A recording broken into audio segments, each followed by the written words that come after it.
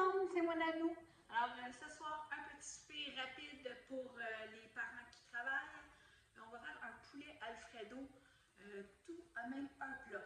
Alors, vous allez voir, la chose la plus longue, c'est la cuisson, mais on peut préparer ça le soir, mettre ça au frigo et quand on arrive de travailler, on l'enfourne. Donc, on commence. Alors, un plat comme ça, c'est environ 9 par 13 pour une famille. Donc, on met un petit peu d'enduit à cuisson dedans pour être sûr que ça ne colle pas. Okay. Ça va vous prendre des nouilles. Moi, j'ai une boîte de 340 grammes. Ça, c'est les flocons de Noël. J'avais ce restant-là. Je ne les ai pas passés finalement dans le temps de Noël. Fait environ 350, une boîte de carton comme ça de pâte. Voilà. Puis, on va mettre environ 3 tasses de poulet. Okay? Ça peut être un petit peu moins, un petit peu plus, là, ce dont votre poulet vous donne. Moi, c'est des poitrines que j'ai fait bouillir et puis que j'ai coupé en fin morceaux, mais ça peut être un poulet rôti que vous dépecez de bon. Okay? Donc, on en met tout partout. Voilà. Puis là, on veut que les nouilles cuisent bien. Donc, ça va prendre du bouillon. Ce qui est important, c'est qu'il y ait du bouillon juste pour couvrir les nouilles, OK? Donc, bouillon. Moi, c'est du bouillon poulet, naturellement, parce que c'est un poulet Alfredo, dans le fond. Voilà, fait qu'on en met partout. Faites attention pour ne pas vous éclabousser. OK. Voilà. Et comme c'est un poulet Alfredo, on veut mettre du fromage. Donc, j'ai ici, ça c'est du Gouda que j'ai râpé. On veut à peu près une tasse de Gouda et une tasse de parmesan. Donc, moi, j'avais des petits restants ici de parmesan. On va commencer avec le parmesan. Oups, ça reste encore. Je vais chercher ce qui reste dans le fond. Voilà. Puis, la même chose pour le Gouda, là, on va faire semblant que c'est une tasse, OK? On en met comme ça. Comme il est râpé, je vais le tracer. Voilà. Okay. Ensuite, des petites épices. Moi, je vais mettre Italiano dedans. Soyez pas gênés d'en mettre. Ça fait bon, ça donne du goût.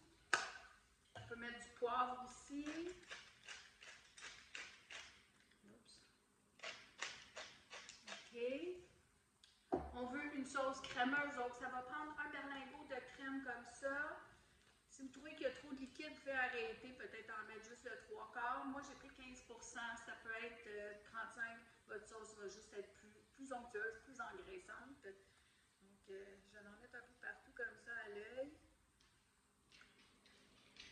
C'est pas mal assez plein. Là, je vais juste le remuer un petit peu là, avec mes nouilles, avec mes pâtes dans le fond. Comme ça, pour être sûr que toutes les saveurs soient bien mélangées.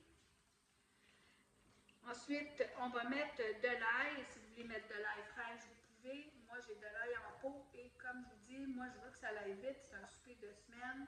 Donc, on met de l'ail en pot. Puis, je vais en mettre 2 bonnes cuillerées à table. OK? Il faut que ça goûte. C'est ça, la sauce Alfredo, c'est à base d'ail. Donc, moi, je n'aime pas pour en mettre. Encore là, je vais en mettre un petit peu partout pour que toute ma sauce goûte. Voilà. C'est pas mal tout. Ça ne prend pas même plus que ça. Je vais finir avec du brocoli sur le dessus. Si vous trouvez que vos fleurons sont trop gros, vous pouvez les couper, mais moi, ils sont congelés. C'est pas grave, OK? Moi, ça ne me dérange pas. J'ai pas de problème avec la cuisson des fleurons, là. Donc, quand ils vont être cuits, on peut les couper dans notre assiette. J'en mets un petit peu partout.